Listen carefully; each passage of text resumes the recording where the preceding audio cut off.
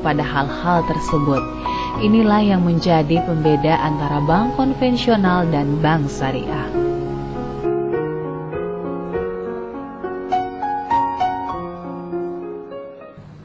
Dalam hal sistem operasional bank syariah, terdapat perbedaan mendasar dengan bank konvensional. Yang pertama, dari sistem penghimpunan dana. Di bank syariah memakai sistem bagi hasil, di mana nasabah mendapatkan hak atas pendapatan atau laba yang diperoleh oleh bank syariah tersebut pada bulan sebelumnya, sehingga semakin besar penempatan dana oleh nasabah, maka semakin besar pula imbal hasil atau bagi hasil yang diterima oleh nasabah setiap bulannya. Namun, apabila pendapatan bank mengalami penurunan, maka mengalami penurunan pula bagi hasil atau imbal hasil yang diterima oleh nasabah. Sedangkan dari sisi pembiayaan, dalam bank syariah mengenal 3 aspek atau 3 akad. Yang pertama, yaitu adalah akad mudharabah atau akad bagi hasil. Yang kedua adalah akad murabahah atau akad jual beli. Yang ketiga adalah akad ijarah atau akad dengan sistem sewa, di mana akad-akad ini disesuaikan dengan kondisi atau skema yang diajukan oleh nasabah, yang pasti tetap mengacu pada peraturan perundang-undangan yang berlaku. Berbeda dengan sistem kredit di bank konvensional, di mana patokan bunga itu menjadi dasar pemberian kredit oleh bank konvensional.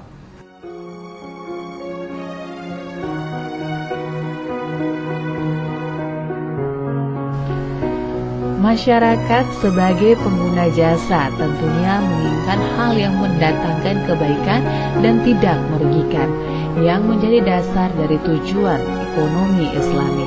Sehingga tak heran jika masyarakat lebih memilih sesuatu yang bersifatnya syariah.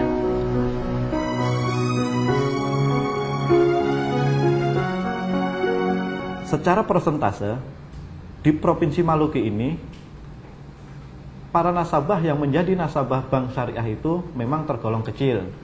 Hal ini disebabkan antara lain pertumbuhan bank syariah di Provinsi Maluku yang masih sedikit, dan juga Provinsi Maluku yang menjadi provinsi kepulauan. Ini menjadi tantangan tersendiri bagi bank syariah untuk membumikan sistem ekonomi syariah di provinsi ini.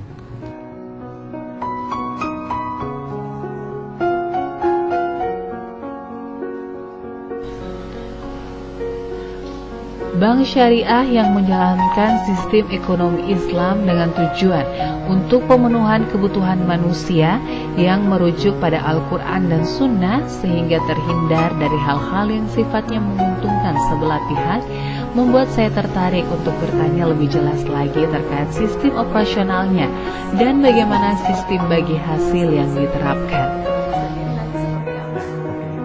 Nah, sistem bagi hasil ini saya contohkan dalam hal deposito. Deposito 1 bulan itu kita memakai yang namanya nisbah bagi hasil. Jadi nisbah bagi hasil untuk deposito 1 bulan itu adalah 50% untuk nasabah, 50% untuk bank.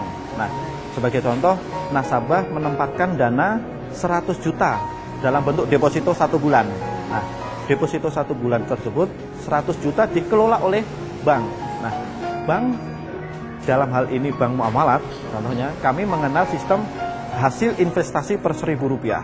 Contoh, per Rp1.000 di bulan lalu, itu bank mendapatkan untung sekitar Rp7.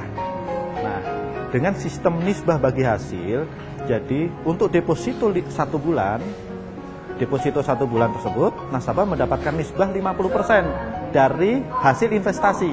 Nah, dari 100 juta tersebut, nah, per Rp1.000, nasabah mendapatkan 50% dari Rp7 tadi, sekitar Rp3,5 per Rp1.000. Tinggal dikalikan saja, seperti itu. Apabila, ya, tinggal disesuaikan dengan jumlah dana yang ditempatkan nasabah ke bank syariah atau bank muamalat. Jadi hak dari banknya tetap dapat dapat nasabah juga.